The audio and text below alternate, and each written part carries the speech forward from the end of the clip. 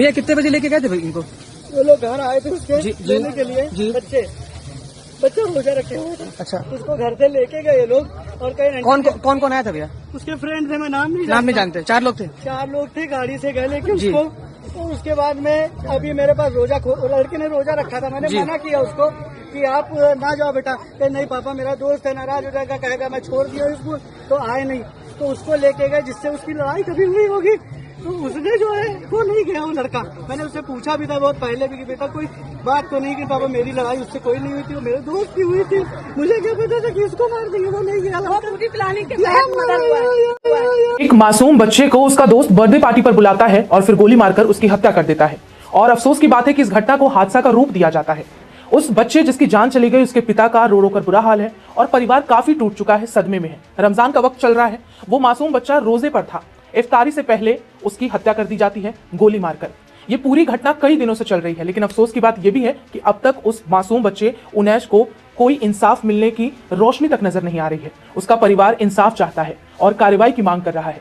इस पूरे मामले को लेकर पुलिस का एक्शन क्या है? इस मामले में जो नए खुलासे हुए हैं उसमें कई बड़े नाम शामिल हुए हैं। जो आरोपी बच्चा है जिसके हाथ से गोली चली या फिर मारी गई, यानी हादसा था या साजिश, जो कुछ भी था, जब बच्चे की तो जान चली जा चुकी है, अब वो परिवार जो है, जो आरोप लगा रहा है, मतलब आरोपी के परिवार पर, उसके माता पिता को लेकर, उसके बावजूद पुलिस ने क्या कुछ एक्शन लिया है, इस बारे में बात करेंगे। और आपको बता दें कि ये जो घटना है इसे लेकर काफी हंगामा और बवाल मच रहा है। बवाल इसलिए क्योंकि जो बच्चा है, जिसकी यहाँ पे तस्वीर हम आपको दिखा भी नहीं सकते, वो इतनी निर्मम तरीके से मारी गई है, लेकिन शायद आपको नजर आ रहा हो कि बच्चे को सीधे यहाँ पे शॉट, मतलब यहाँ गोली मारी गई है उसकी आंखों के बीच में। और ऐसा बिल्कुल नहीं हो सकता कि अनजाने में एकदम सटीक गोली यहीं पर जाकर लगी हो।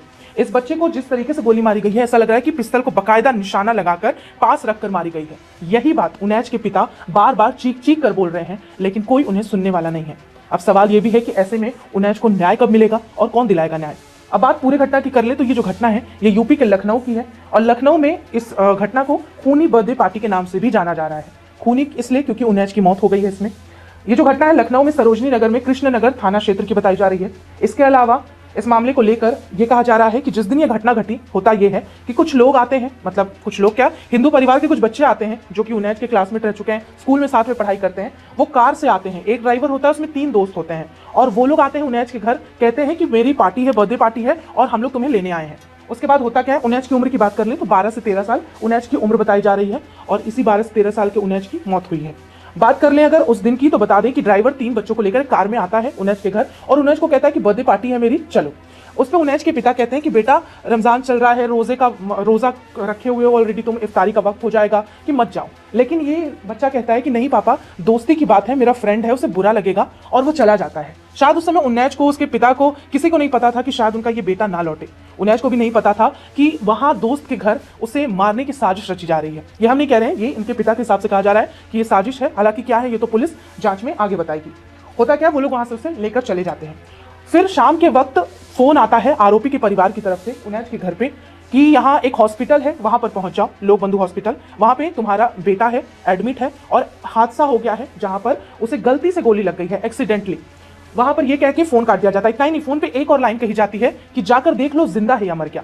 इस लाइन में इतना नफरत कूट कूट के भरा नजर आ रहा है, एक रंजिश वाला भाव नजर आ रहा है इस लाइन में। यानी कि एक बच्चे को अगर गलती से गोली लगती तो आरोपी का परिवार या माँ बाप ये नहीं बोल रहे होते कि जाके अपना बच्चा देख लो जिंदा है या मर गया, बल्कि उसके लिए भी सांत्वना होती, थोड़ा सद्भावना होता कि चलो किसी का बच्चा है, चोटिल हुआ है, जख्मी है, तो उसके लिए किसी परिवार को इन्फॉर्म कर रहे हैं कि आपके बच्चे को ऐसा। लेकिन नहीं, बहुत ही रूडली बात की गई और धमकी भरे लहजे में फोन आता है उमैश के घर वालों को।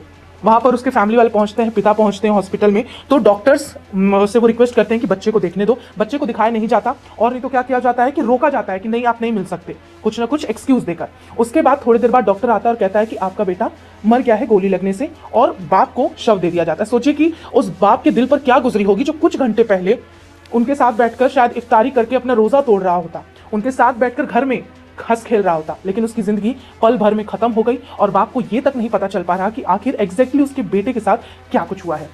उसके बाद क्या होता है, इस मामले को लेकर पुलिस ने क्या किया है कि 3 छात्र, यानी कि जो ड्राइवर के साथ आए थे, ड्राइवर और 3 छात्र के खिलाफ एफआईआर दर्ज कर ली है। इसके अलावा आरोपी के माता पिता पर भी एफआईआर दर्ज की गई है। अब ऐसे में सवाल ये आता है कि आखिर जो गोली चली वो रिवॉल्वर किसकी थी, कहां से आई। इसके अलावा सवाल ये भी उठता है कि जब ये घटना हुई क्या फैमिली का कोई मेंबर वहां नहीं था, इसके अलावा बच्चों के हाथ तक वो लाइसेंसी बंदूक पहुंची कैसे। अब बंदूक किसकी थी इस पे बात करें तो ये जो रिवॉल्वर है इसका जो लाइसेंस है वो आरोपी के पिता संजीव त्रिपाठी के नाम पर है, जिनके बंदूक से गोली लगी है उनैज को और मौत हुई।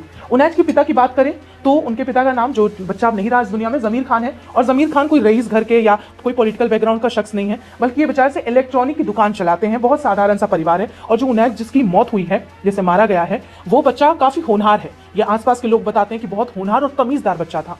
उसके बावजूद इसके साथ ऐसी घटना हुई है। इसके अलावा उनैज जिस स्कूल में पढ़ता था उस स्कूल का नाम है स्टेला मेरी स्कूल और ये 7th का स्टूडेंट था। आरोपी के पिता हमने बताया कि संजीव त्रिपाठी हैं। इसके अलावा लोक बंधु अस्पताल में उसे भर्ती कराया गया। अब भर्ती जब कराया गया, अब सवाल ये भी है कि उस टाइम पे क्या उनैज जिंदा था, नहीं था, या मृत ही लाया गया था, ये भी एक सवाल है। अब इस पूरे घटना में जो पॉलिटिकल एंगल आता है, यानी कि अब कई ऐसे लोगों का नाम सामने आया है जो कि पॉलिटिकली कनेक्शन सामने उजागर करता है। इसमें नाम आता है पूर्व MLC अरविंद त्रिपाठी उर्फ गुड्डू का। ये नाम अहम है। ये नाम कैसे आरोपी से जुड़ा हुआ है ये बताते हैं। आरोपी जो है वो गुड्डू पंडित, यानी कि जिनका अभी हम बता रहे थे अरविंद कुमार त्रिपाठी, ये जो नजर आ रहा होगा आपको तस्वीर, ये जो शख्स है वो आरोपी बच्चे का मतलब कि अंकल लगता है, यानी वो आरोपी जो है वो इनका भतीजा लगता है। और भतीजा है उसी के हाथ से बंदूक चली और उनैज की मौत हो गई है। गुड्डू पंडित की अब बात करें तो गुड्डू पंडित का कनेक्शन है कुछ से यूपी के डिप्टी सीएम ब्रजेश पाठक से। वो डिप्टी सीएम ब्रजेश पाठक का सोकर दूर का साला लगता है रिश्ते में, यानी कि डिप्टी सीएम के साले के भतीजे के हाथ से उनैज को गोली लगी और मौत हो गई। ये नाम सामने आया। अब कहीं ना कहीं लोग ऐसा कह रहे हैं सोशल मीडिया पे कि ये बड़े बड़े नाम सामने आने की वजह से, इवन जो उनैज के पिता हैं वो भी आरोप लगा रहे हैं कि नेताओं के नाम सामने आने की वजह से आरोपी को बचाया जा रहा है, उसका बचाव किया जा रहा है। मेरे बेटे को इंसाफ चाहिए। अब ये पूरा जो मामला है ये कई दिनों से हमने आपको बताया, आसपास के मोहल्ले वाले लोग या फिर जितने भी उनैज को जानने वाले लोग हैं वो लोग अब सामने आकर इस मामले को लेकर आंदोलन करना चाहते हैं और प्रदर्शन पर बैठना चाहते हैं, क्योंकि इस मामले में कोई जल्दी कार्रवाई नहीं की जा रही है। एक्शन अभी तक ऐसा कोई ठोस नहीं लिया गया। FIR दर्ज हुई है बस। इस मामले को लेकर सपा सांसद जो वहाँ के हैं आसपास के RK चौधरी, वो वहां पहुंचते हैं, पीड़ित परिवार से मुलाकात करते हैं। इसके अलावा वो कहते हैं कि हम जल्द ही गिरफ्तारी की मांग करते हैं और इसके अलावा वो कहते हैं कि अगर गिरफ्तारी नहीं होगी तो आंदोलन करेंगे। इसी बीच उनैज के पिता की तरफ से भी एक बयान सामने आता है। वो ये कहते हैं कि अगर उनके बच्चे के साथ ऐसा होता तो अब तक बुलडोजर चल जाता। हमारा भी यही सवाल है कि अगर उनैज की जगह कोई और हिंदू बच्चा होता तो क्या अभी इसी तरीके से कार्रवाई हो रही होती, इतना ये मामला इतना ठंडा पड़ा होता, या फिर इस पर कोई बड़ा एक्शन होता?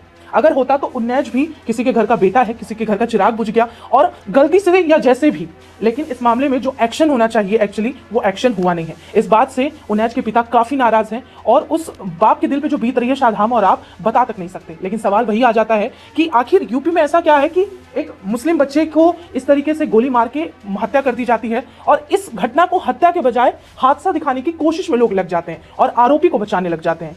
इसलिए क्योंकि ये मरने वाला बच्चा यानी जो ये मृतक बच्चा है वो मुस्लिम था इस वजह से, या आरोपी हिंदू था, या आरोपी जो है वो बड़े कनेक्शन से जुड़ा हुआ है, इसलिए इस मामले को आगे नहीं खींचा जा रहा है और एक्शन नहीं लिया जा रहा है। इस तरह के कई सवाल हैं, हमारे ही नहीं है, लोगों के भी सवाल है।